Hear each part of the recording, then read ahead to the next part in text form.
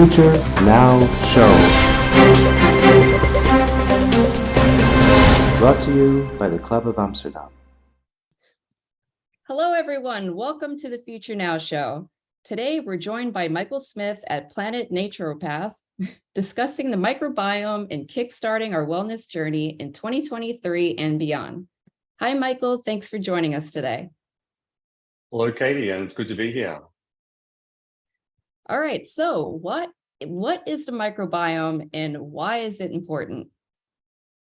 Yeah, so the microbiome is all the bacteria that live inside our body and also on our body. So everything from the skin to the oral microbiome to the vaginal microbiome in women, and what most people think of is our gut bacteria as well. And for many years, people thought gut bacteria was, the bad thing and we had to kill it. And that's where antibiotics often come into it. But now we're learning more and more that most of these bacteria are beneficial or at least commensal. Like they're okay at small amounts, but they're even beneficial at small amounts, but some of them might be bad at high levels. And there's only very few pathogenic bacteria that we have to worry about. Interesting. So when we take an antibiotic, right, because everyone's getting sick, it's the winter, right? It's going around. And I know my cousin, for example, she just had to take antibiotics and she's very much into wellness. So she tries to avoid having to take something like that. But, she did take antibiotics and she asked, how do we replenish the body after having to take antibiotics, for example? Yeah, well, firstly, antibiotics, they don't just come from what the doctor might give you when you're sick, but there's so many antibiotics in the food supply as well. And that's had a big influence on our gut bacteria. We're constantly getting these low levels of antibiotics when we eat the factory farmed meats. So that's not all meats, but certain animals, they give them antibiotics because they fat them up faster and prevent diseases. And so with humans, if they take antibiotics from the doctor, most of the time they are overprescribed these days. Like if someone goes in when they've got a cold or a flu and they just want to get better, often it's a viral infection. They don't even need an antibiotic, or it'll just pass in a few days anyway. And I'm not against antibiotics. If you've got, sepsis or, a serious infection, they can be life-saving. They can be essential. But the problem is these bacteria are becoming more resistant to the antibiotics and they're becoming less effective. So in order for antibiotics to be, and we're not getting new antibiotics either. There's most of these antibiotics have been around for a while, so the bacteria are becoming more resistant. But in answer to your question, if you have to take antibiotics, what do you do afterwards? Well, it can take anywhere from 1 month to 12 months to restore the gut bacteria afterwards. And not all species are even restored. That's why we're starting to get less and less microbial diversity. We're sort of losing some of the species. And so, of course, you can take a probiotic, but the most important thing is what you're actually eating to feed those bacteria. And we can talk, a lot more about this, but it's the prebiotics or the food for the bacteria that's the most important. So once again, a Western diet has much less diversity in fibers and there's so many more processed foods. So post antibiotics, you want to make sure you have not just eat your fruits and vegetables, but have a wide variety of them. A lot of people eat their fruits and vegetables, but they eat the same, broccoli, beans, peas, carrots.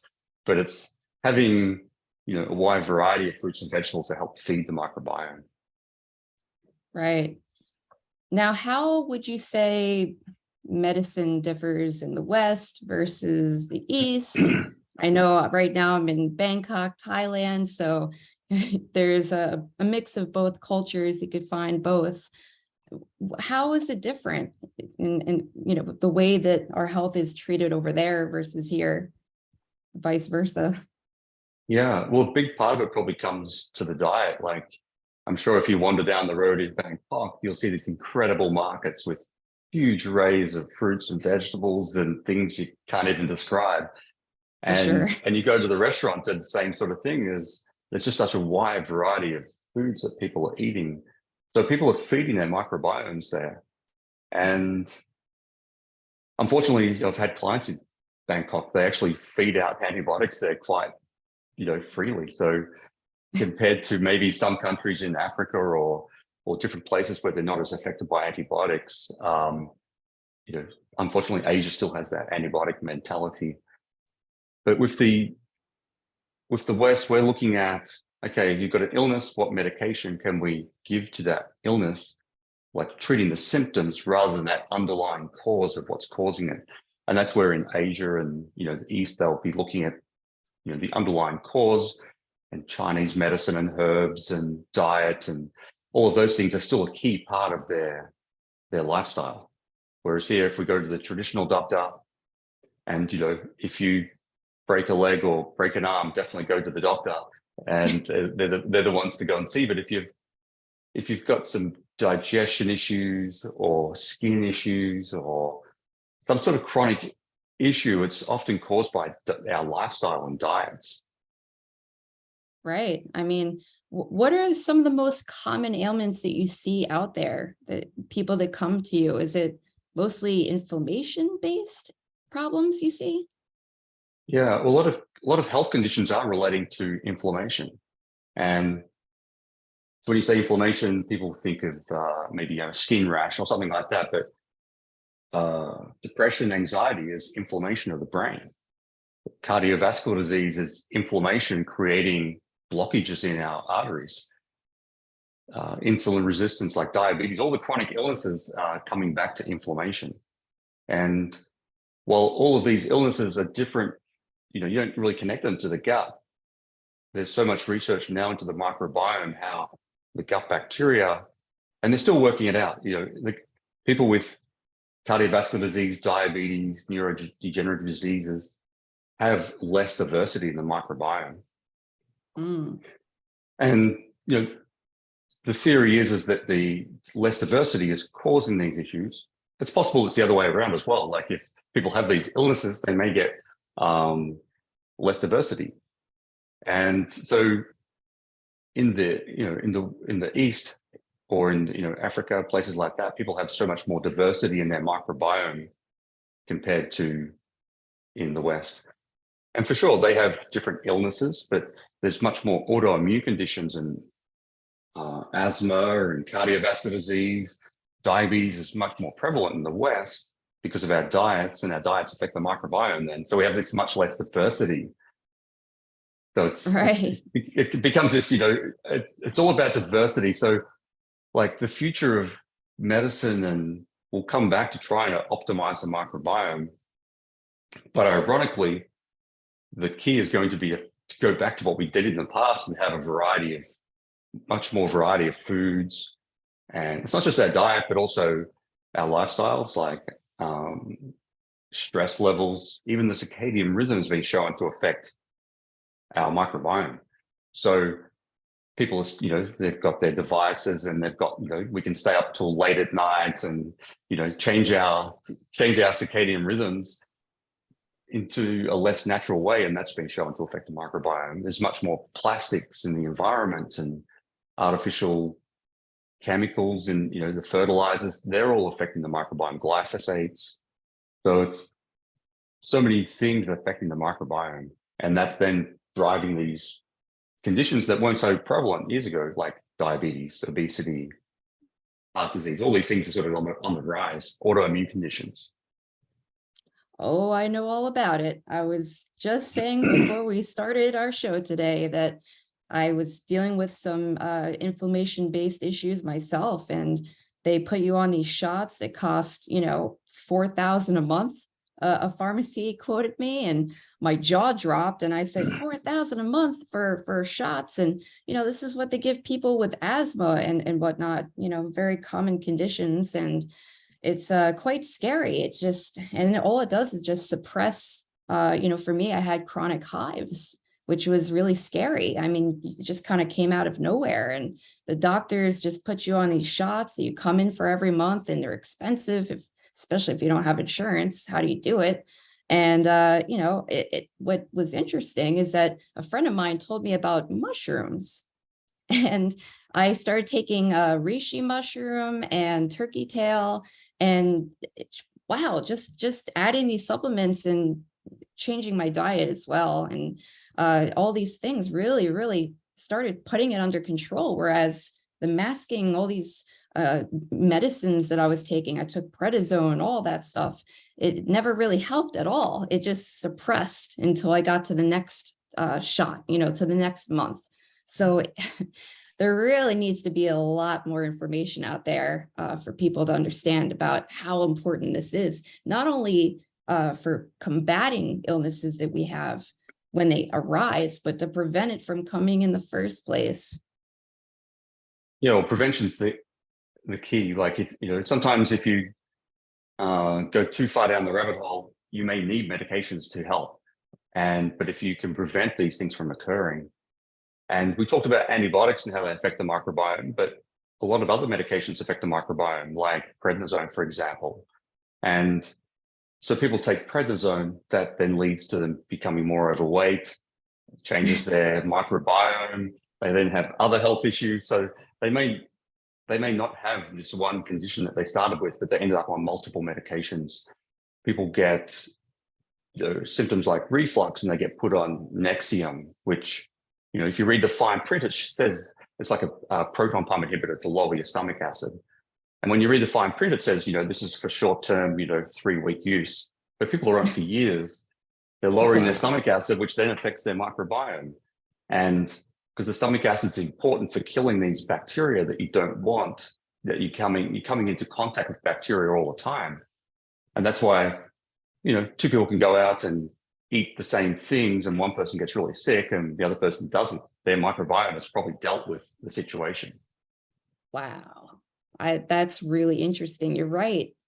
I've just seen that recently, right? You go out to eat, one person gets sick and the other person's like, I'm totally fine. And it's because of your microbiome. Wow. Interesting.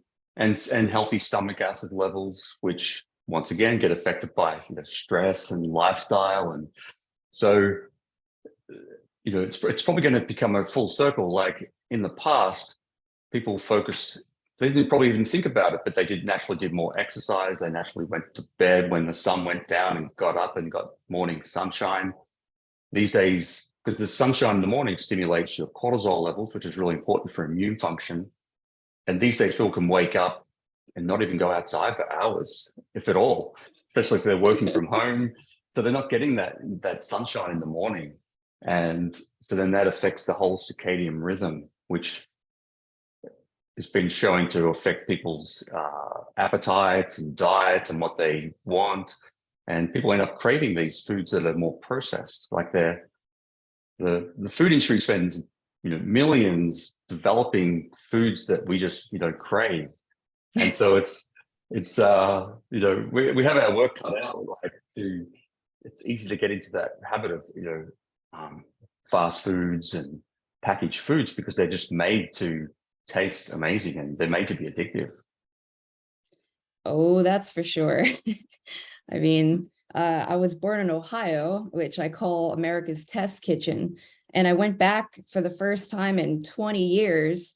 This was for Thanksgiving, actually. And as soon as I got there, wow, it's just row after row after row after row of fast food processed stuff. And it's so common. It really is. So what can we do? Let's say we're completely new to our wellness journey. It's a new year, New Year's resolutions, all of that. What would you advise to someone getting started who might not know anything about this? How do we get assessed? Well, the key is you don't have to be perfect as well. Like I'm not suggesting people never have fast food or never have treats or sweets. Like if you've got a healthy microbiome, if you're doing the right thing 90% of the time, it doesn't matter if unless you have an actual food allergy or something like that. You should be able to go out and have beautiful Thanksgiving dinner, Christmas dinner, and enjoy it and guilt-free as well. There's nothing worse than eating something, a sweet treat and thinking to yourself, I shouldn't be doing this. And that mental state is not a good state to be in anyway. And so where to start? Like sometimes it's just starting like with eating more variety of foods, but you also don't want to go on this massive health kick sometimes and think, well, I'm going to eat tons, because I've actually seen clients, they start eating healthier and they actually feel worse, which is like they start eating more fruits and vegetables, which are rich in fiber and all the things you want to eat. But because their microbiome is not used to it, or they may have something called small intestinal bacterial overgrowth. I'm not sure if you've heard of that before, but you should have trillions of bacteria in your large intestine. There's around 38 trillion bacteria, but you should have very few bacteria in the small intestine. And if you get an overgrowth of these bacteria, they're the ones that, you eat foods and you start feeling bloated or gassy and uncomfortable after you're eating, because you're feeding the microbiome in the small intestine, which you don't want. And so people sometimes have to go slowly. If they start eating tons of fiber-rich foods, their microbiome's not used to it. It takes them a time to adjust. And so sometimes it shouldn't be like an all or nothing thing. And it's good to know that if you're getting this bloating gas from eating all these foods, well, you just have to go slower. It doesn't mean that, those foods are bad for us. And like a healthy microbiome should be able to eat, a good amount of fiber, but it takes time to get to that healthy microbiome. So just, starting small and getting more variety into the diet. And some people just have to slowly adjust, or even using prebiotic fibers. You can get inulin, partially hydrolyzed guar gum. There's different prebiotic fibers you can just buy in a supplement form. And sometimes it's easier to take those because you can sort of titrate the dose carefully. Right. So prebiotics would be the place to start. Like when I say prebiotics, I mean just the supplements, but the foods like salads, vegetables, resistant starch, which is where you cook and cool potatoes, for example, or rice, and the starch becomes resistant to breakdown until it gets to the large intestine and gets broken down by the microbes there. And a lot of people think of potatoes and rice as being bad because they create insulin responses and lead to weight gain and things like that. But when they're cooked and cooled and become a resistant starch, they don't cause that insulin response. They become a fuel for your microbiome. So Interesting. you don't have to have these fancy supplements. You can just eat foods to feed the microbiome and just build up slowly. And the other things to add into the diet, and the things that are negative for the microbiome, is basically too much sugar and also artificial sweeteners. Artificial sweeteners, they might help with preventing blood sugar spikes and diabetes and things like that. But more and more research now shows they have a negative impact on the microbiome.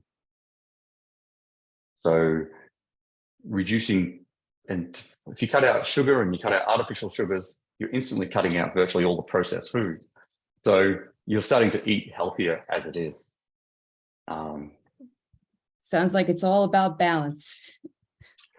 Yeah, and a lot of these processed foods, like the fast food giants, they combine sugar with saturated fats, and saturated fats, like on a healthy ketogenic diet with lots of salads and vegetables and everything like that, can be a healthy thing. But if you have lots of saturated fats with lots of sugar, that also feeds the wrong microbes, and you start getting an overgrowth in what they call bile-loving bacteria, and they can start to produce more of the negative things you don't want. So the good bacteria, the main reason we're taking these good bacteria is because they produce something called short-chain fatty acids. And these short-chain fatty acids produce things like butyrate, and butyrate's it's been shown to help with inflammation in the gut, prevent intestinal permeability. Like the intestines are supposed to be permeable, and allowing bacteria, or keeping the bacteria in the gut, but allowing you to absorb vitamins and minerals. And if the gut becomes more permeable, more toxins can get into the bloodstream, and that's what causes these autoimmune conditions. So things like butyrate help to strengthen that gut bacterial wall. So, I mean, not the gut bacteria, the intestinal wall, so you don't have this permeability. And butyrate's been shown to help with brain inflammation. It's one of probably the hottest new things that people are researching now is butyrate. And the best thing to do is feed the butyrate with the right bacteria. Right. So what are some other foods that you would suggest to help feed that for the inflammation issues? Yeah, so the foods, and once again, it comes back to having the right amount of variety of salads and vegetables, seeds, flax seeds, chia seeds, psyllium husk, nut seeds, legumes. Legumes are an excellent food for the microbiome. Not everyone can tolerate them though. True. And legumes are, there's a category of foods called FODMAPs. I'm not sure if you've heard of those before. No. So the FODMAPs, it's an acronym for fermentable oligosaccharides, disaccharides, maltol, and polyols, which in plain English are basically they're things like that are found naturally in foods, like, for example, onion and garlic are very high in fructans and inulin, which is a FODMAP. So it's good for the microbiome, but if someone's got small intestinal bacterial overgrowth, all of those FODMAP foods are feeding the bacteria in the small intestine, causing this bloating, gas, distension, reflux, constipation, diarrhea. And so people start to think of these FODMAPs as bad, but sometimes people need to go on this low FODMAP diet. It's the most researched diet to help with IBS. So if someone's got IBS, doing a short-term 1 to maybe 2 months low FODMAP diet can be great to try and help balance the microbiome. But I'll see clients, they're like, yeah, my digestion's been good. I've been eating this low FODMAP diet for 2 or 3 years. And what they'll start to do is have less diversity in their large intestine. So they might feel okay, but a little bit like a medication treating the symptoms. The low FODMAP diet's only treating the symptoms in the short term or helping to balance things. You need to bring the diversity of the diet back in. Right. So it sounds like there's sort of stages one has to go through to get to that next stage in order to diversify and better have an overall sense of well-being. Is that it?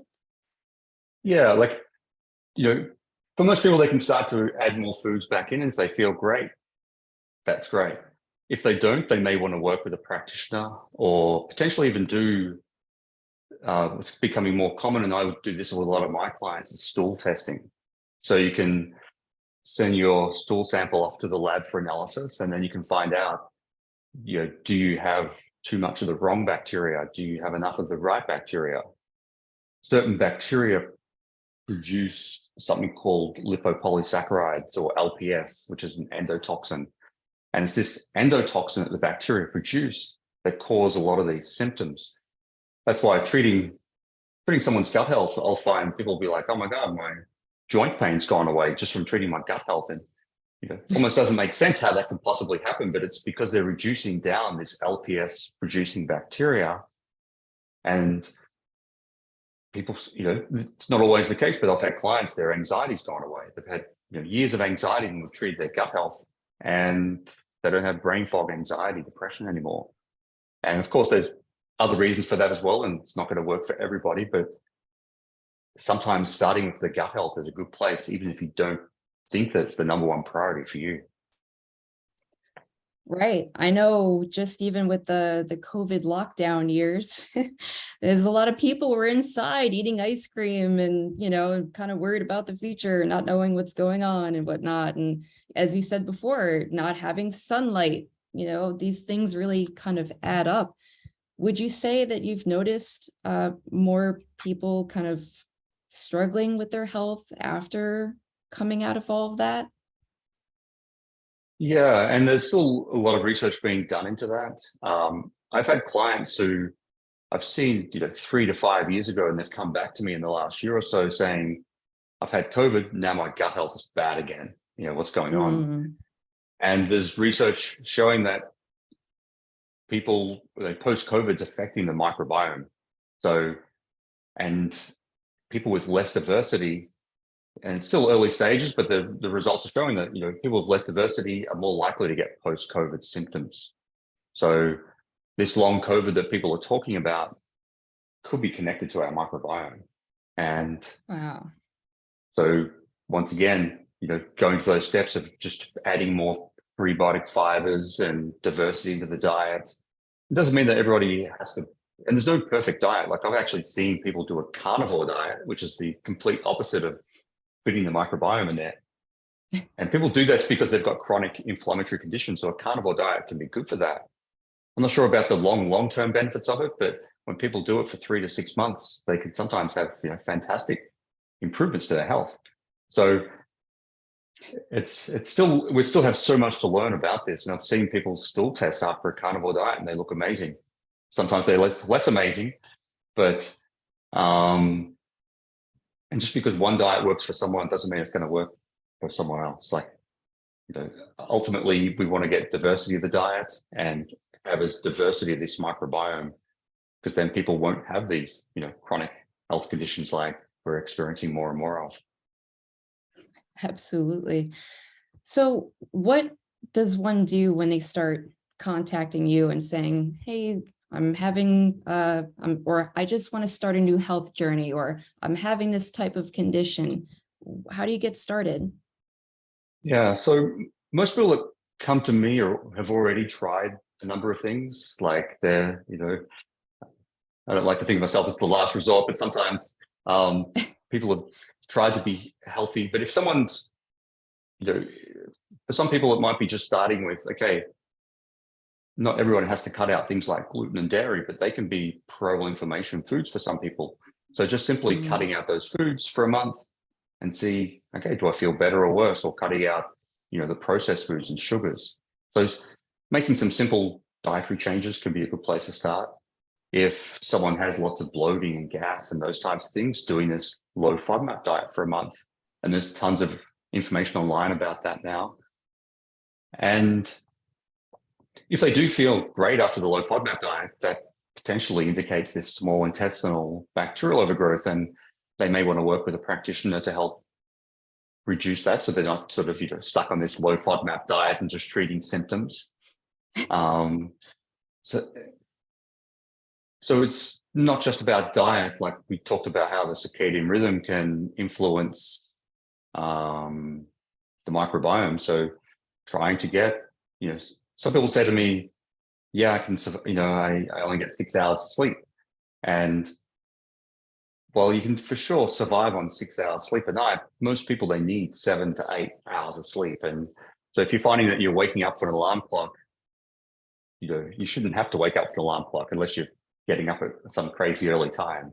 Like if you go to bed early enough, you should be able to wake up naturally and have that 7 or 8 hours sleep. A lot of people have sleep apnea now. So if they're overweight, they may think they're sleeping really well, and they're waking up tired, and they're tired throughout the day. Maybe they're actually not sleeping. They're not getting in those rhythms of sleep, and they may have undiagnosed sleep apnea.